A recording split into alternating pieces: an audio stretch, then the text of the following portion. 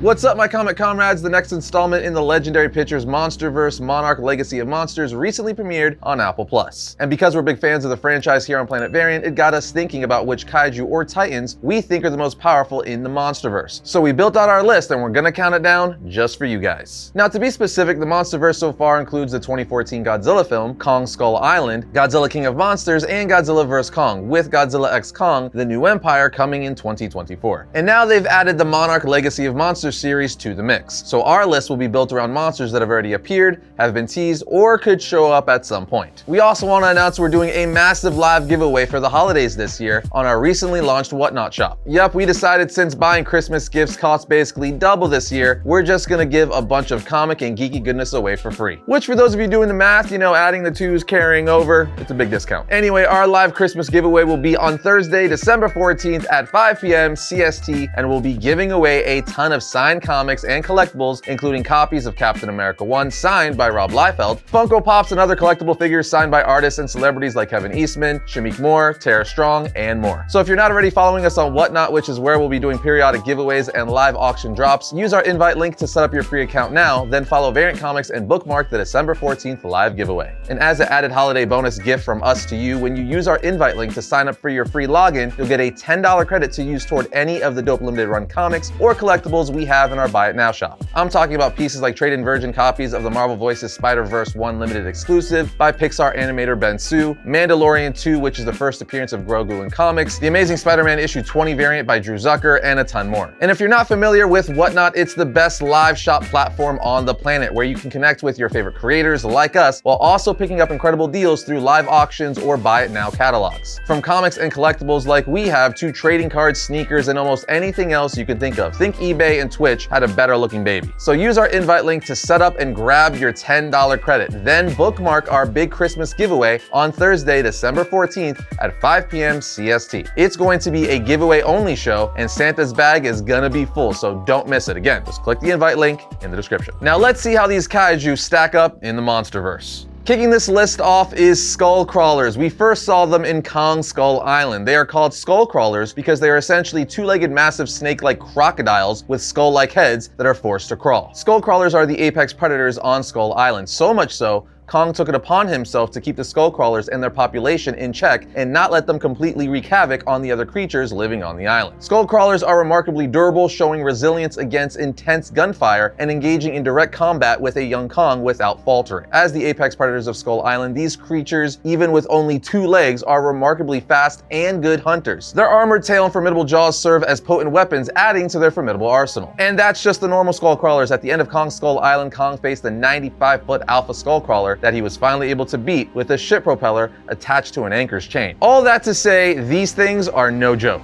Next up, we have Behemoth. Behemoth is a massive creature resembling a giant woolly mammoth with enormous tusks. Even though he hasn't had that much screen time, he's one of the most known of the titans. Behemoth is basically a giant woolly mammoth sloth hybrid. He first appeared in Godzilla King of Monsters as one of the many titans woken by King Ghidorah's call, at which point he attacked Rio de Janeiro before heading to Boston to gather with the other titans called by Ghidorah. Behemoth is what Monarch classifies as a protector. Essentially, he's a good titan such as Godzilla, Mothra, and Kong. At the end of Godzilla King of Monsters, he submitted to Godzilla after defeating Ghidorah, being the new Alpha Titan. Then in the Godzilla Dominion comic, a prequel to Godzilla vs. Kong, we learned Behemoth had made the Amazon rainforest his home, where he was attacked by the titan Amaluk, but Godzilla showed up and helped him keep claim of his territory. All in all, we haven't seen much of Behemoth, but as far as massive protector titans go, he's one of the baddest on the block. Here we have Scylla, who, like many on this list, first appeared in Godzilla King of Monsters. Scylla is one of the most terrifying looking titans in my opinion. It's a giant spider-like creature with a squid-like body that has spikes all over it. She also has gross tentacles that hang down from her mouth. She's awesome but terrifying at the same time. She was another titan that was awakened by King Ghidorah, being called to Boston, but would bow and acknowledge Godzilla as the new Alpha after Ghidorah's defeat. However, at the beginning of the Godzilla Dominion comic, we see Scylla attempt to get and eat a nuclear warhead for food, forcing the Coast Guard to attack her to hopefully stop her. At this point, Godzilla showed up and was basically like, knock that off. He even pulses a warning demanding for her to submit to him like she did in King of Monsters. But now she's restless and hungry, and this warhead will quell her thirst, so she does not submit. At this point, the two engage in an epic battle, and at first Scylla holds her own pretty well, even climbing on Godzilla like a spider crab, and then pierces him with her legs and wraps her mouth and tentacles around his face. But ultimately, Godzilla is able to throw her into a nearby power plant, electrocuting her and setting her on fire before then picking her up by the legs and throwing her into the ocean as she finally retreats. So in the end, Godzilla handled his business, but she definitely got some good licks in, and is a titan to be feared. At lucky number 7, we have the female Muto from the 2014 Godzilla movie that kicked off the legendary MonsterVerse. Muto is the very first adversary we saw face Godzilla. In the film, we see two Muto, a male and a female. The male is smaller than the female, but is able to fly. However, the female is much larger and overall more powerful. The two tag team Godzilla and almost took him out, but the king doesn't stay down for long, eventually killing both of them by tail whipping the male into a skyscraper, impaling it, and giving the female a kiss of death, so to speak, shooting his atomic breath down her throat. Now, even though Godzilla defeated both of them, it was no easy task. You see, we find out in the Godzilla Aftershock graphic novel, which is the official prequel to Godzilla King of Monsters, that Muto are essentially prehistoric parasites that thrived at the same exact time as Godzilla's species. We also learn in the comic that Mutos survived by attacking and killing members of Godzilla's species, at which point they would lay spores in their radioactive carcasses, which they would feed off of until they eventually hatched. So quite literally, this species survived in ancient times by killing off members of Godzilla's species. Godzilla just so happens to be the baddest of the bunch, but nonetheless, these Mutos are incredibly strong. At number 6, we have Rodan. Rodan first appeared in the MonsterVerse in Godzilla King of Monsters, and much like Kong, Godzilla, Mothra, and several other titans, is a classic kaiju. Rodan was reimagined for the MonsterVerse in great fashion. He's known as the Fire Demon, a giant pterosaur that radiates temperatures of up to 1200 Celsius, due to a straight up staying dormant in a volcano for centuries. He's such a boss. Once called and awakened by King Ghidorah, he tried to battle Ghidorah, but ultimately lost and submitted.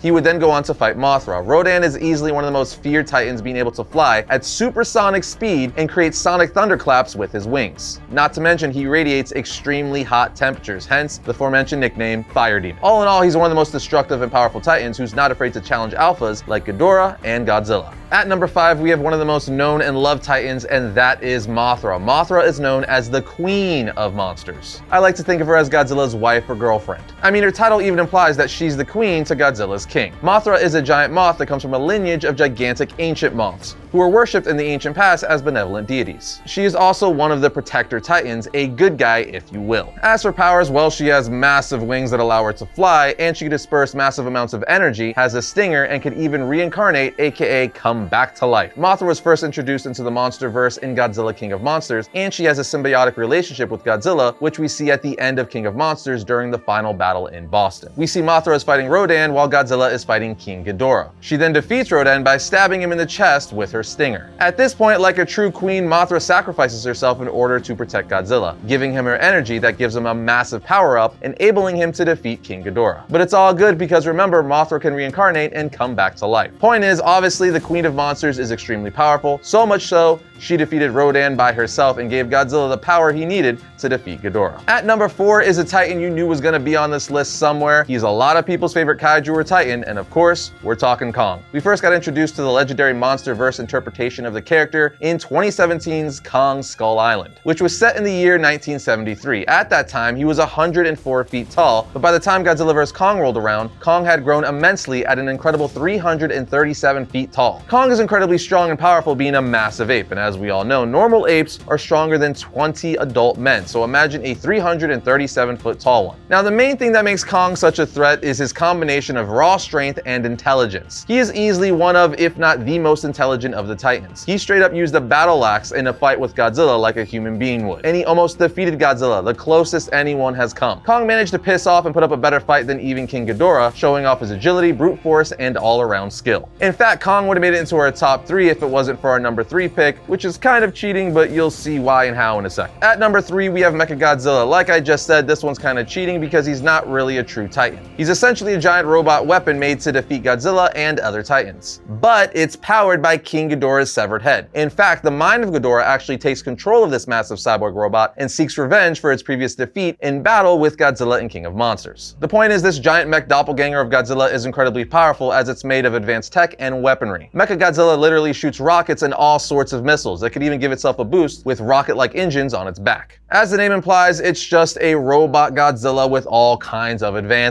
And because of this, Godzilla couldn't even take it out by himself, and would have lost if it wasn't for Kong coming in and saving him at the end of Godzilla vs. Kong. So the fact that Mechagodzilla would have taken out Godzilla if it wasn't for Kong helping definitely proves this is one of the most powerful Titans, even though he's not a true Titan in the normal sense, which is why he's not higher. Runner-up on our list is King Ghidorah. King Ghidorah is quite literally the arch nemesis to Godzilla, both in the original Toho Kaiju universe and in the Legendary Pictures monster universe. He first appeared as the main antagonist in Godzilla King of Monsters. He's an evil three-headed alien dragon that invaded Earth long ago. Once he did, he fought Godzilla and Mothra, who succeeded in sealing him away beneath the Arctic. However, in present day, once he was awakened, he called on several other Titans such as Behemoth, Scylla, Rodan, and Muto to wreak havoc and take on Godzilla. When Ghidorah rallied forces, he would have easily succeeded in taking over Earth. He would have been able to do it all by himself, and he actually might have succeeded if it wasn't for Godzilla and Mothra yet again stepping up to take him down and his forces. Nonetheless, it could be argued that if Godzilla didn't have Mothra's help, he may not have been able to take down King Ghidorah. Put it this way, Ghidorah's signature attack is gravity beams from all three of his mouths. He could shoot bioelectrical golden beams that are powerful enough to tear through buildings and easily disintegrate humans. Ghidorah could also fly and has wing lightning. He can project lightning from the tips of his wings after absorbing electricity. He also has energy absorption and an exceptional healing factor, incredible durability, and telepathy, with all three of his heads thinking independently. All in all, if you've seen King of Monsters, it's easy to see why he's number 2 on the list. At number 1 should come to no one's surprise, as he's literally called the King of Monsters, and that is Godzilla. He is the Superman of the monster universe, the end-all be-all. Even if he is outpowered, he will find a way to win. Hence him with the help of Mothra going Super Saiyan and defeating King Ghidorah. Like I just said, he's the Superman of the MonsterVerse. He is the hero and monster all the other characters revolve around, even Kong. As we saw in Godzilla vs. Kong, Godzilla laid the smackdown on Kong, but respected him enough to not kill him, as they're both on the side of good. They're protectors, as Monarch has classified them. Godzilla is just a force of nature that exists on Earth to preserve the balance. He's always a Titan stepping up to keep Titans like Ghidorah, Rodan, and Muto in check, being like, bro, you just can't ruin everything all willy-nilly. There must be balance, and everyone needs to stay in their respective territories. With that said, Godzilla does wreck cities and all that, which was even pointed out at the end of Godzilla King of Monsters, where Dr. Rick Staten says, "Good thing he's on our side," with Dr. Chen replying, "For now." In summary, Godzilla is the GOAT with his iconic roar, atomic blast, and always stepping up to the challenge and pulling out a win. And nothing proved that more than at the end of Godzilla King of Monsters, where several of the Titans all gathered around him in Boston after he defeated King Ghidorah and literally bowed to him, essentially saying, "All hail Godzilla." But there you have it, the 10 most powerful Titans in the Legendary MonsterVerse thus far. I say thus far because they are far from done. We currently have the Monarch Legacy of Monsters series on Apple Plus, which is only several episodes in at the time of shooting this. And we're getting Godzilla x Kong: The New Empire, which is giving us a brand new threatening Titan, which leaks are saying his name will be Scar King, a giant orangutan with blue eyes similar to Godzilla, meaning he's probably the most powerful Titan we've seen yet. But that wraps up our list of the 10 most powerful Titans in the MonsterVerse. But what do you think? Are you digging the Legendary MonsterVerse like we are? Let us know what your 2 cents are in the comments and what your list would be. Other than that, we'll see you next time when we talk about all things comics.